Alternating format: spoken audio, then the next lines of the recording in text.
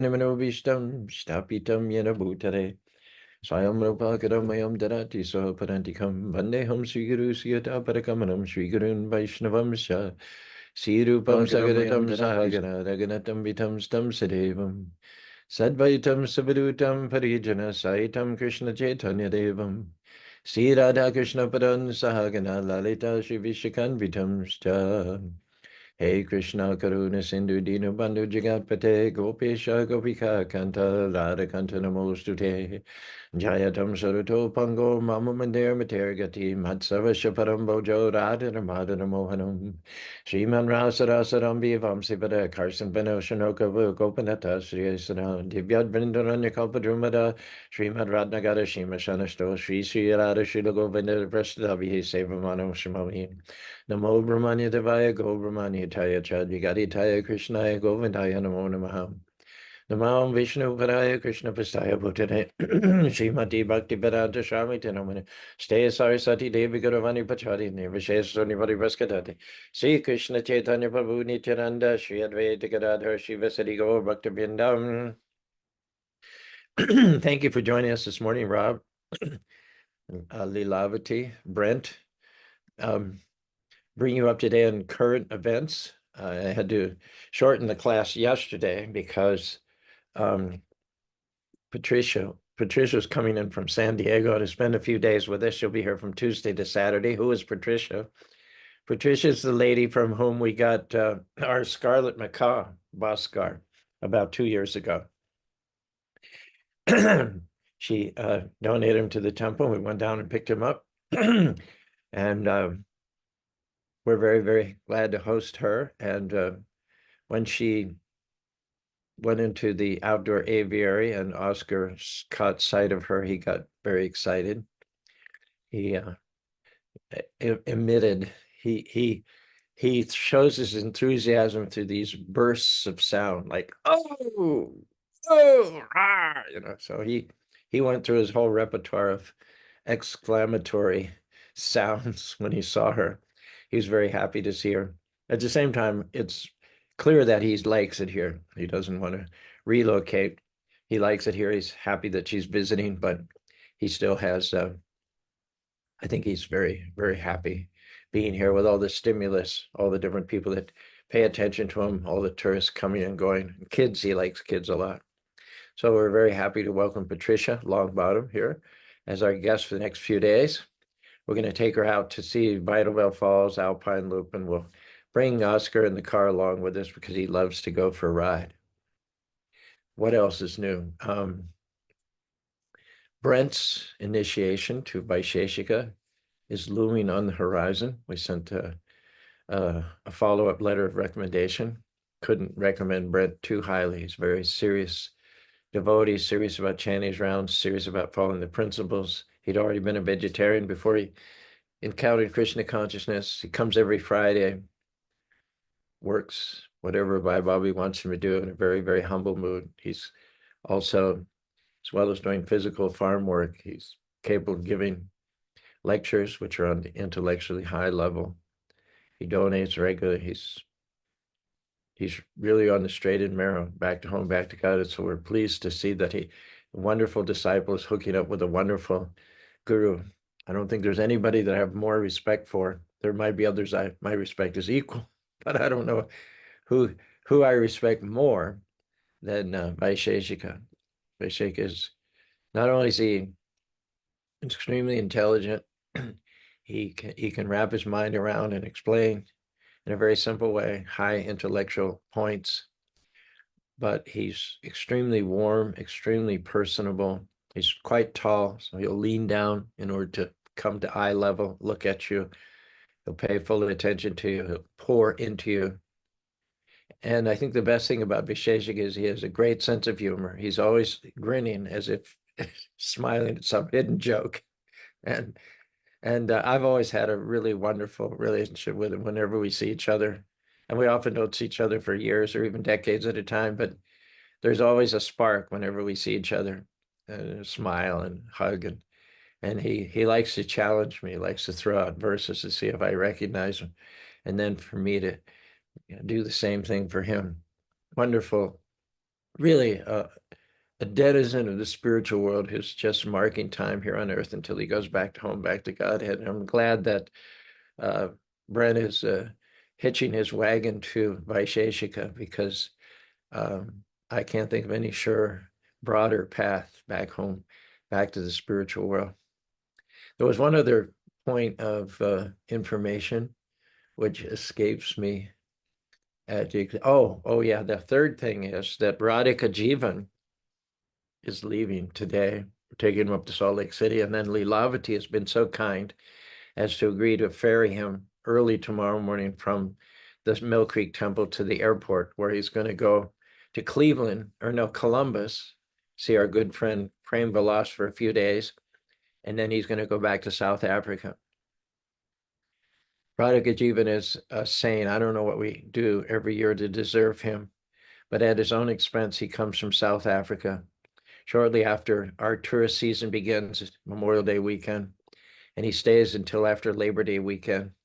And he just preaches, distributes science of self-realization, speaks to visitors. He lives on preaching. He lives to share Krishna consciousness. At the end of the day, I'll say, "Did you get anyone to preach to, Radhika Raman?" And he'll just light up, and he'll tell me in detail about the people that he talked to during the day and the interchanges. I've never met anybody who takes more pure pleasure from sharing, from selflessly sharing the transcendental knowledge of Krishna consciousness than Radhika Jiva. So we're going to miss him a lot. But he did carry us through the busiest time of the season. I don't know how we would have done it without him. We'll manage somehow or other now because the flow of tourism is less after Labor Day weekend when the kids go back to school. Somehow or other we'll manage, but we'll still feel like we've lost one of our limbs. And we're going to be praying. We're going to be just pining away until to see if he'll come back again next year for a fourth year. We're so blessed to have Radhika Jivan. And speaking of being blessed, we have Agni and Krishna Pastaya here. Very solid morning, evening programs, wonderful kirtans, wonderful lectures. This is a really special time in Spanish for it. Of course, Krishna is such that we can go from glory to glory to glory to glory. We think it can't get any better than this, and yet Krishna's got things up his sleeve to trump even what we're experiencing at the present. It is said that Krishna always does his best works in the future. So as good as it is, as grateful as we are, we're still not ruling out bigger and better things coming our way down the road. So we've got Natasha here with us. We've got Brent. We've got Vaibhavi, got Lilavati, all special personalities. And we've got Rob over here on Zoom. Today we want to talk about Anu and Viboh. Anu is small, infinitesimal, tiny. Viboh is huge, humongous, universal. Viboh obviously is Krishna or Vishnu, Shiva, and Anu are the living beings such as you and I, who are 1/10,000th the tip of a hair. Keshaga Satika Bhaga Panashan. Just like the sun is almost unimaginably big. I think it's, I don't know, so many different 150 times bigger than the earth. We can't hardly even imagine that. And the sun is unimaginably hot. How many BTUs have been emanating from the sun? How many billions, zillions, gazillions of BTUs emanate from the sun? Said that the energy that comes from the sun in a fraction of a second is more energy than we've used on Earth to power our entire civilization throughout its whole history. And that's what comes from the sun in a fraction of a second. So the sun is unimaginably big, it's unimaginably powerful. And we are like particles of sun. It's almost true to say that as the sun is unimaginably powerful, we are unimaginably tiny. We're unimaginably insignificant. Just like the sun emits every second more energy than human society has consumed on Earth in the last 150 years since we had electricity and power, yada, yada, or even fire for that matter. That's unimaginable. Well, on the other end of the scale, our size, our power is almost unimaginably insignificant. You can't imagine, just like you can't imagine the energy and the size of the sun, you can't imagine how small the soul is. Like, can you imagine 1/10,000th the size of a tip of a hair? Can you imagine that? I can't even come close. So with your honor of Viboh, it's unimaginable. God's potencies are inconceivable, inconceivably beyond our powers and below or beneath or hidden under. So that might be discouraging for me to tell you that we're insignificant. That might be discouraging. One might throw up one's hands and say, I'm nothing. Why should I bother? Why should I dream? Why should I strive? Why should I push forward? I'm nothing. I can't do anything. And I'm not going to tell you that's untrue. We are not much compared to God. But the good news is he loves us. The good news is he created us. The good news is he knows each and every one of us intimately at each and every moment. So while our power may be next to nothing, his power is unlimited, and he wants to use his power to propel us forward, just like any parent wants to use their power.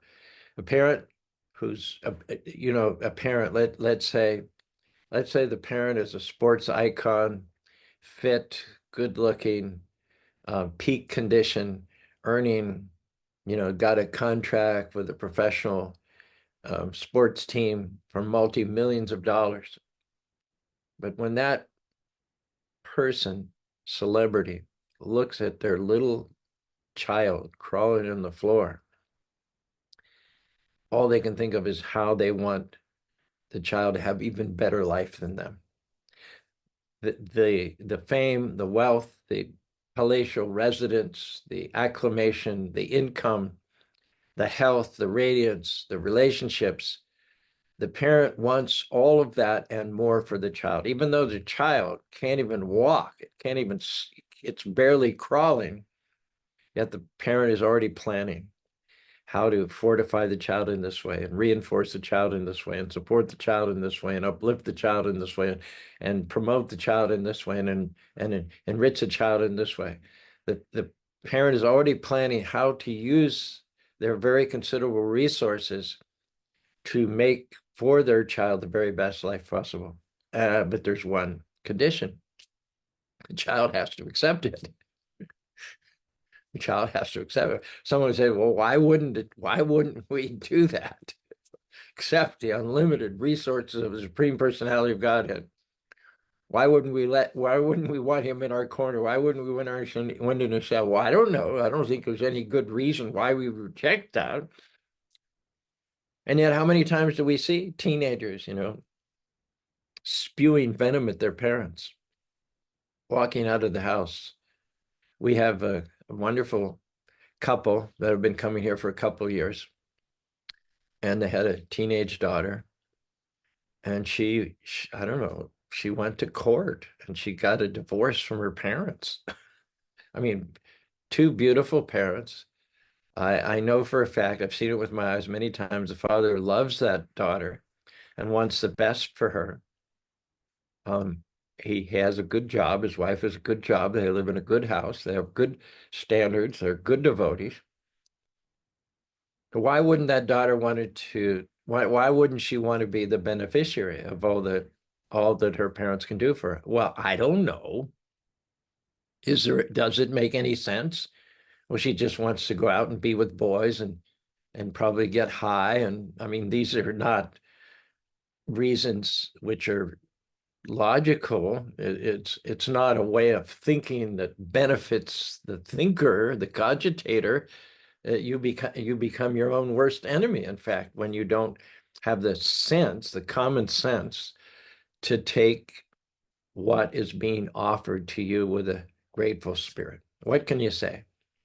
The word, I think, to describe our not wanting to be in sync with God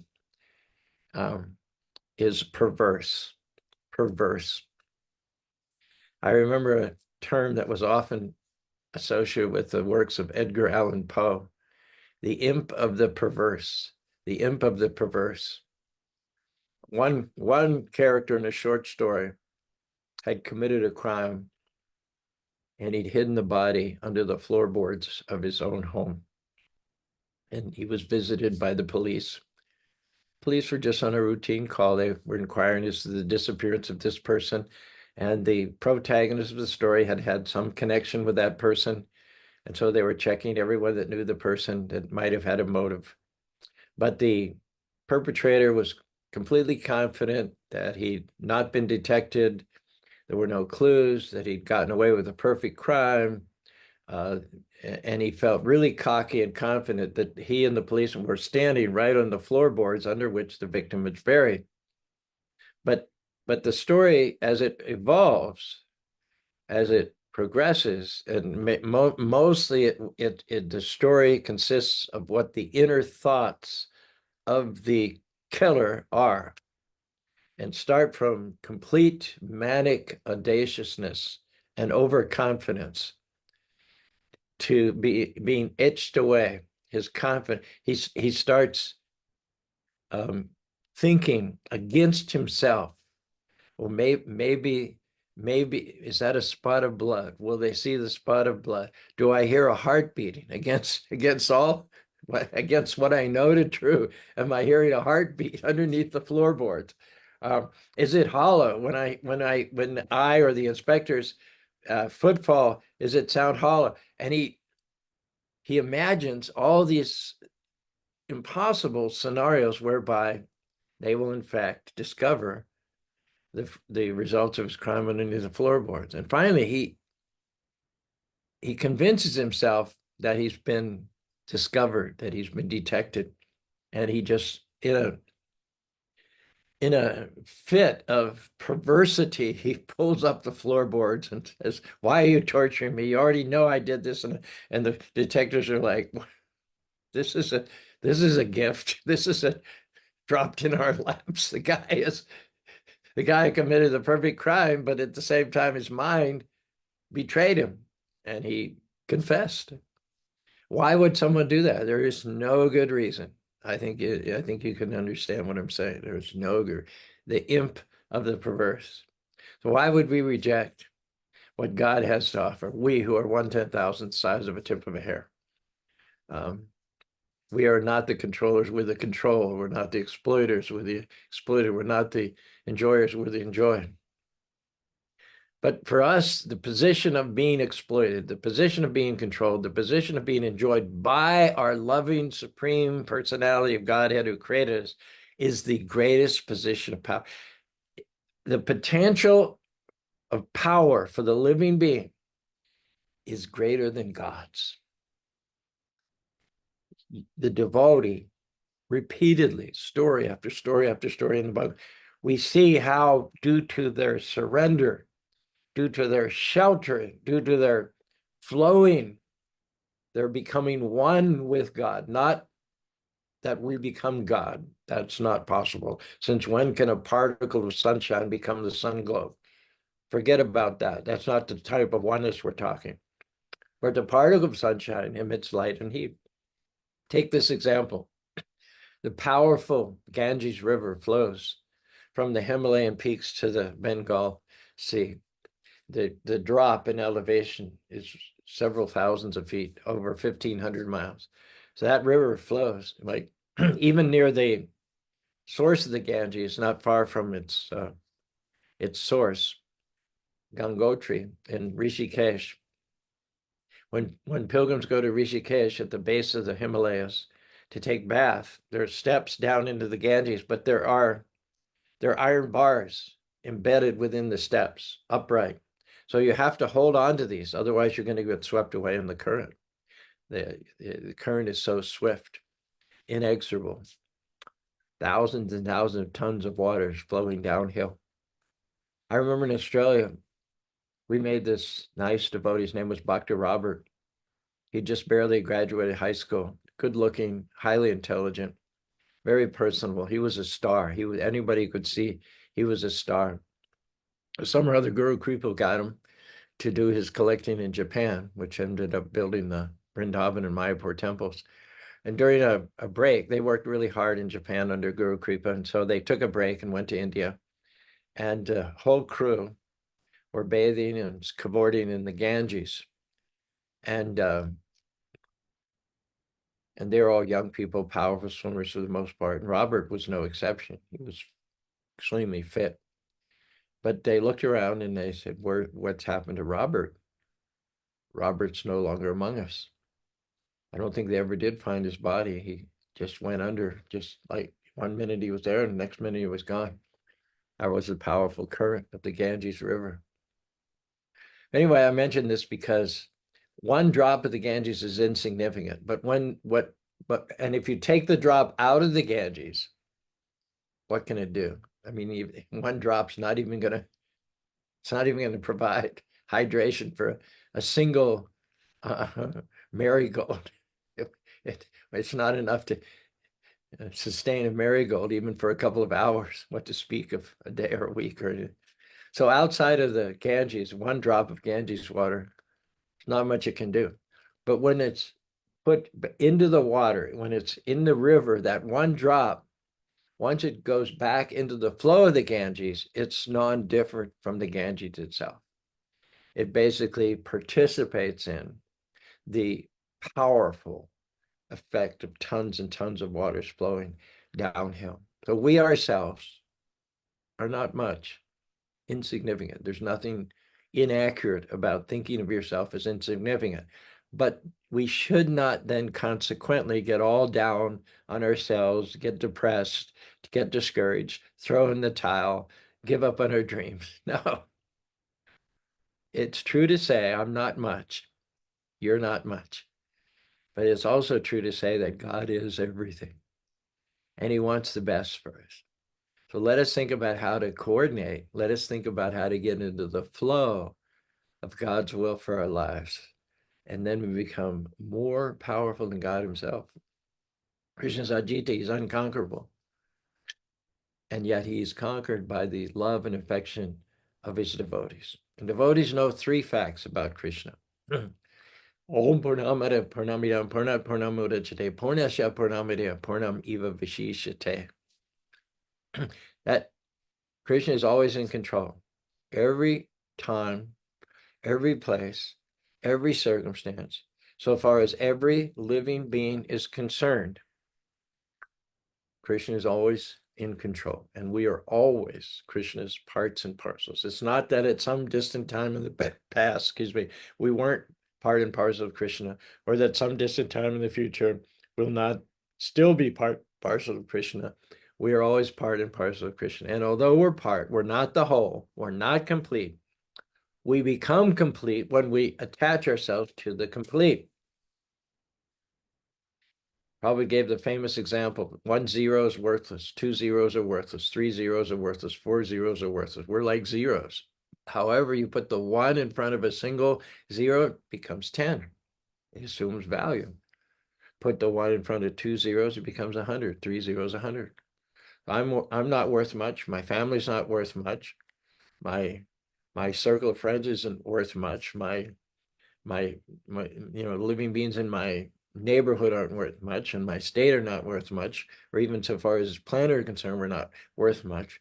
But whenever you put the 1 in front of 1 0 or 2 zeros or 10 zeros, it adds immense, unlimited value to that. So Krishna is the 1 added to our 0, which makes us to be unlimitedly and inestimably valuable. Krishna is full, and we are essentially, intrinsically created as being full and complete, but our completeness does not come through exercising independence. Our completeness comes by surrendering, by becoming one in purpose with the Lord, getting into the flow of his greater purpose for our life. Our Father in heaven, hallowed be thy will be done on earth as it is in heaven. So our perfection, our position of power is to do God's will on earth as it is in heaven. Think of the inhabitants of the spiritual world. No birth, no death, no disease, no origin. You can transfer yourself from any part of the spiritual world to any part. A spiritually liberated soul can sing and dance and play musical instruments, speak languages, without any schooling, without any training, without any practice. It's all inherent within the spiritual world. all the perfections of artistry and intellectualism and sports and dance and interpersonal relationships. None of those have to be worked independently in order to achieve them. Vasudeva Bhagavati Bhakti Yogi Jnana had to come because the liberated souls in the spiritual world have perfected themselves in devotion. Every other good quality comes along with Yashasti Bhaktir Bhagavatiya Kanchana Sarva Ganashtata Samasti Hora. Simply by being a devotee, it's understood that all good qualities, all perfections are there. But without being a devotee, you have no good qualities. Manora Tinasati Dhavato Bhavi. All good qualities come from Krishna. So when you detach yourself from Krishna, you detach yourself from all potentialities, from all powers. And when you reattach yourself to Krishna, then then even Krishna himself becomes subordinate to those who are surrendered to him. The God who is unconquerable becomes conquered by the love of his devotees. Krishna had been doing mischief as a small child in the household of Mother Yashoda. And Mother Yashoda tried to catch him. She wanted to restrain him because he was causing so much disturbance. She couldn't do her housework. So she was running around chasing him. And then she finally caught him, quote unquote, and she tried to tie him up to keep him in one place where she knew she could keep track of him. So then she could do her other services, all of which were meant for pleasing Krishna. She felt she couldn't please Krishna because Krishna was impeding her service to Krishna. I don't know, go figure that one out. Anyway, she got some rope and she wanted to tie it up, tie Krishna to this heavy mortar, like an anvil, but the rope was 2 inches too short. She went with the sheep bend, she attached another piece of rope to the original piece of rope, still 2 inches too short. And she did this multiple times, and no matter how long she made the rope, it's still 2 inches too short. Finally, when Krishna saw that Mother Yashoda was perplexed and confused and perspiring and frustrated, he agreed to be tied up. So he's not being tied by the rope, per se, he's being tied by the love and the affection of Mother Yashoda. So God agrees to be bound up by the affection of his devotees. There's part of a poem in the Ambarish Lila where it says that Durvasa Muni has run to Vishnu. He's first gone to Brahma and Shiva. The sage himself, being scorched by the torch of the Lord, flew all over the universe and began to woo Shiva and Brahma to see who could relieve him. Shiva and Brahma said, dude, Krishna's our master, though he appears within human society as an actor. If you offend him, you court disaster. Still being seared by the Sudarshan blaster, the sage ran even faster to the abode of Lord Vishnu. The Lord warned, if you offend my devotee, even God himself cannot free you. Devotees are in my heart, I am in theirs. At no time were we ever apart. Though I'm the Lord of all creatures, I seek the dust from the feet of my devotees. Only if you appease Ambarish will I be inclined to release the chakra from your behind. So Krishna declared himself helpless to relieve Durvasa from the heat of the chakra, even though it had been released by Krishna to chase Durvasa. Krishna didn't have the power to call it off. He said, only my devotee has that power. That means God, the devotee has more power than God himself. So this is, I think you'll agree to me, this is big. This is major. On the one hand, to acknowledge realistically and objectively that we're 1/10,000th step of a hair. We don't have much power to change things and pursue our dreams. But on the other hand, who are we and whose are we? We're the offsprings, we're the children of the Almighty Supreme Personality of Godhead, who loves us so much that if we simply reciprocate, if we simply give up our false independence and aspire to become an atom in service at the lotus feet of the Lord, we become more powerful than God. I mean, I hope that makes your day. I hope that brings you joy. If it doesn't, I'm not sure how we can help. So here's 3 things to remember about Krishna, which are definitely uplifting, inspiring. First, Krishna is always in control. of everything. And you'll never hear a Christian say, well, I tried my best, but things just spun out of control. Best laid plans of mice and men oft go awry, bring but peace and grief or promised joy, Robert Burns said, from which he got the theme to Steinbeck's classic novel of Mice and Men. Krishna is always in control. That's the first thing to realize of everything, even when your enemies try to do you harm. That's not happening without the sanction of Krishna. It's not a surprise to Krishna, that betrayal, that stab in the back. Krishna allowed it because he's going to use it to take you to the next level of your destiny. Krishna is always in control. That's first. Second thing is, he never makes mistakes. You never hear Krishna say, well, I'm in control, but I made a mistake. The first thing is, Krishna will never say things been spun out of control. They're always under his control. And the second thing is, you never hear him say that, well, although I'm always in control, I made a mistake. No, he's always in control and he never makes a mistake. Krishna's ways may twist and turn, my heart may throb and ache, but my soul has no concern because he makes no mistake. My sacred plans may go astray, my hopes may fade away, but I'll still trust in him to lead because he knows the way. Though the night be dark and the light take forever to break, I'm going to go along with him because he makes no mistake. There's so much I cannot see, my eyesight far too dim. Who am I to disagree? I'm going to go along with him. By and by the mist will lift and the foggy night will fade and the rising sun will make it plain. He made not one single mistake. We make mistakes all the time. Any given day, we make any number of mistakes. Krishna never makes a mistake throughout millions and millions of years, millions and millions of lifetimes, either the material or the spiritual world. He never makes a single mistake. So you think that by throwing your lot in with him, you're going to be the loser, or rather that you'll be the gainer by millions and millions of times over? You'll tap into an unerring and infallible source of knowledge. And all that knowledge is mustered, is geared, is turned in such a way as to thrust you as a devotee forward, to put you forward so that you become an example to others of the goodness and the greatness of God. What's not to like? And the third thing is, God's always in control. God never makes mistakes. And he's our best friend. Our best friend. When it comes to his devotees, Krishna doesn't think with his head, but he thinks with his heart. He loves each and every one of us like no one else. You might think, well, God spread his love so far that there, once you divide that love into however many created living beings there are, it certainly wouldn't amount to much in each individual case. But don't forget that God is Purnam.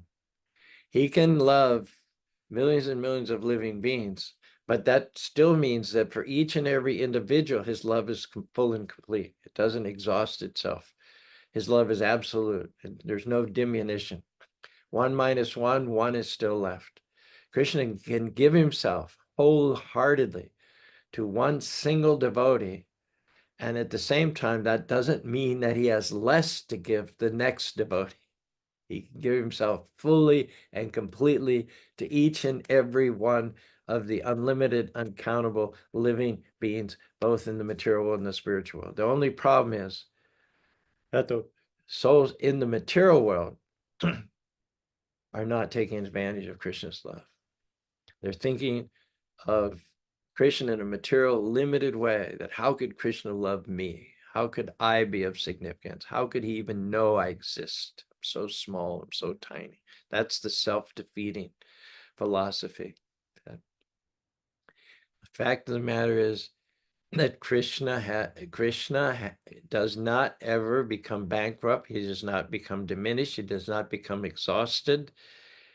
He is unlimitedly powerful at all times, and it doesn't matter who or how many living beings he loves, he can still bring the full, unlimited, unfettered power of his divine love to bear on you.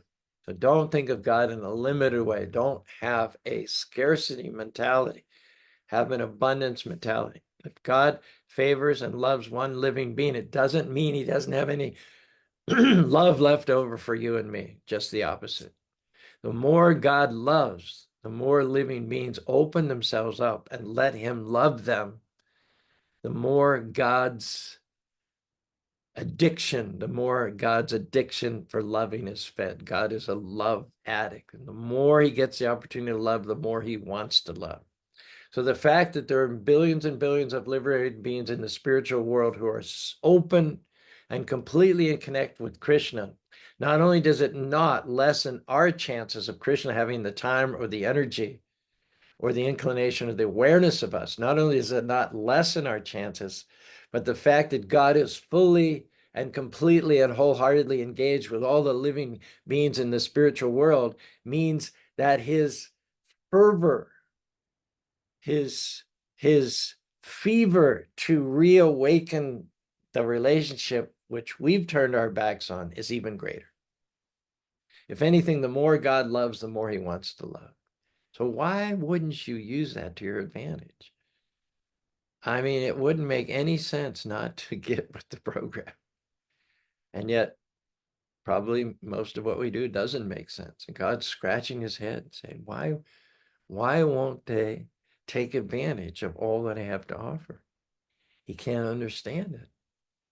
But he's not going to do anything about it other than to gently encourage us. He comes from the spiritual world periodically.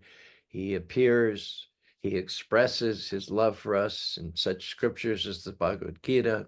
He brings his associates with him who model perfect devotion, like Arjuna and Hanuman and others.